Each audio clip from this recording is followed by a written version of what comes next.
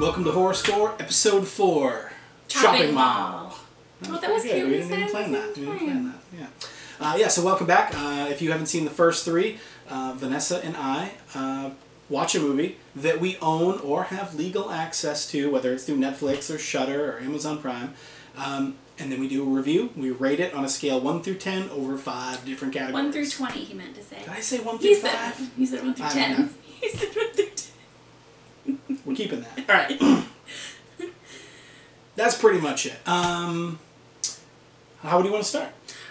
This is a movie that you say you've seen 5 times. This is I saw it as a kid a few times. This is roughly my 5th view. I just want to know, like, what the motivation was to continue to view this movie. No motivation. I'm going to be honest. I don't love Shopping Mall. I love the title. I love the movie poster. Let me tell you, the movie poster is easily in the top 10 greatest 80s horror movie posters of all time. And there's 2 versions of it. You got the sideways hand and the frontways hand holding the bag of body parts, which does not come up in the movie at all. I don't know. It's one of those things where, like, hey, do you want to watch Shopping Mall? Like, no, not really. We're all watching Shopping Mall. Okay. That's how it happens. Yeah, this was my first time, and that was enough, I think.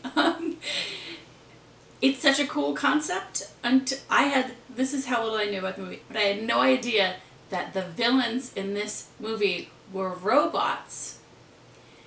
And when I think Shopping Mall, I think like a slasher movie, 80s, and robots just aren't that great at wielding swords. Nope, neither. They're also not great at shooting laser beams. No, they're basically because they never hit anybody. Laser beams, like pink and blue lasers, fly everywhere. We're getting ahead of ourselves. We're like rating the movie before we start rating the movie. I guess we'll get back into those. But I will say that after a first time watching it, it's worth it to watch it to say that you've seen it. Yeah, I think it's an important part of 80s horror. I can't say that I'll never see it again. I think it's an important part of 80s horror. And I mean, look, I bought this magnet. It's a great magnet. Now, I bought this set, which, I gotta be honest, we'll probably end up reviewing every movie on this set. Ghoulies 3, Ghoulies Go to College is on this set. To start scoring this movie, we got some scorecards here. We did not collaborate ahead of time. We both have our own preferences, our own minds, our own expertise when it comes to horror. So we've scored them independently, and I'm hearing her score for the first time right now. Alright, so for story, and that includes plot, characters, things like that. I didn't even really grade this movie on its story. There wasn't too much for me to work with. But I will get into characters.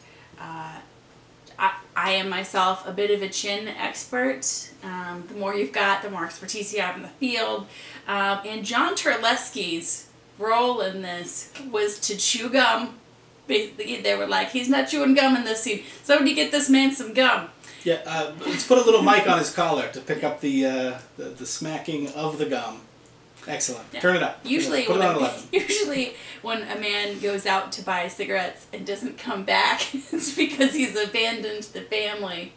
But that was actually my second favorite death scene was his, because he stopped smacking the gum in that horrible manner. It's like he's like Robert Sadar's nephew, like his waspy nephew.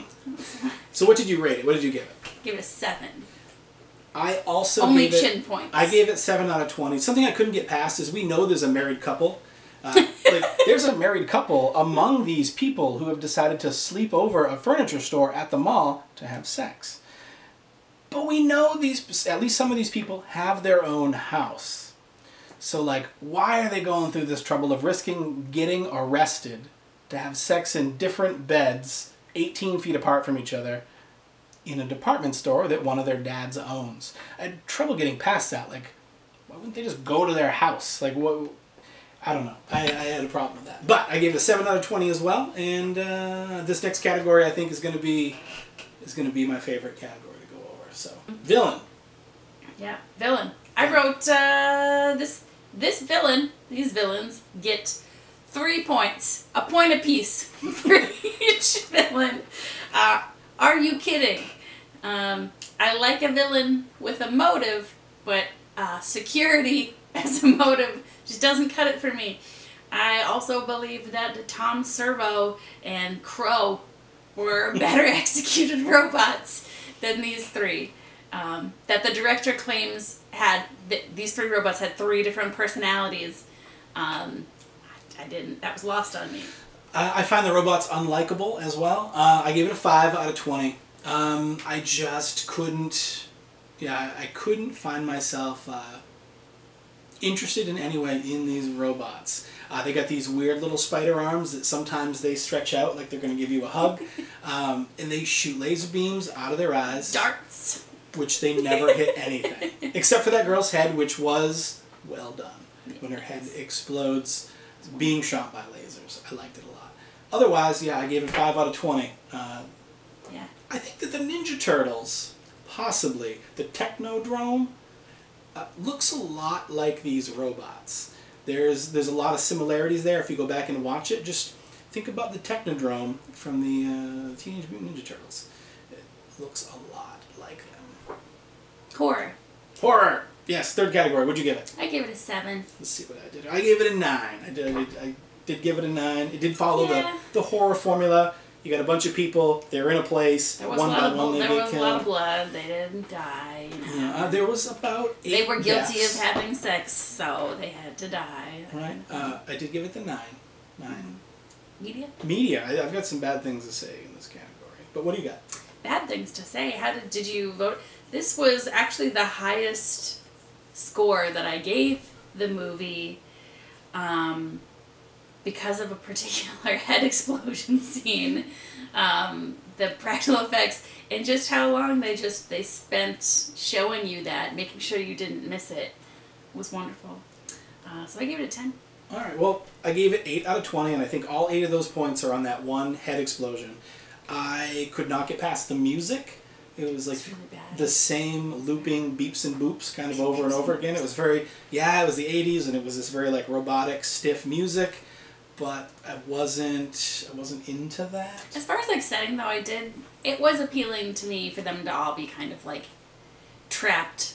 It was their own fault, but like trapped in a closed down mall. I just think that's like a fun setting. Yeah, it's probably like, Paul Blart Mall Cop 1 and 2, Dawn of the Dead and the remake, all better mall movies. And Paul Blart's Segway is more of an effective villain than the robots.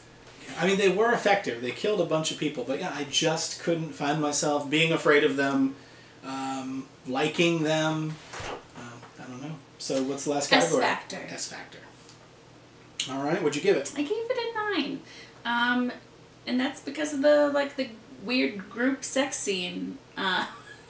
Whenever they were all so jazzed, they were like hyped up, these kids who work at the mall, to stay at their place of work past closing time. On the day that the company they work for, the whole mall, announces, by the way, there's these killer robots, you got to make sure you got your security badge on you, and they had friends come stay there that didn't have security badges, like very There's also like some fun things, like there's a cameo from Angus Scrimm because he and the director 2 years before had worked on The Lost Empire together, and so when they're in that kind of pizzeria place that Barbara Crampton works at, there's a poster of The Lost Empire on the wall in the background. Which I didn't see. They showed it like 4 times, and she's like, does that poster say Angus Scrimm? And like, oh yeah, it does. Very cool. Yeah, nice. Big Angus Scrimm fan. If you don't know who he is, Boy, look him up. He's a wonderful man. So would you give it for S-Factor points? Oh, you already said. Yeah, I give it 9. I did not say. I gave it 11. There was 4 sex scenes. There was a lot of camp. Susie had some good boobs. Barbara Crampton's boobs we had already seen in Reanimator, but I'm not going to complain about seeing them twice. So, yeah, how would you sum this movie up in a sentence if you had to?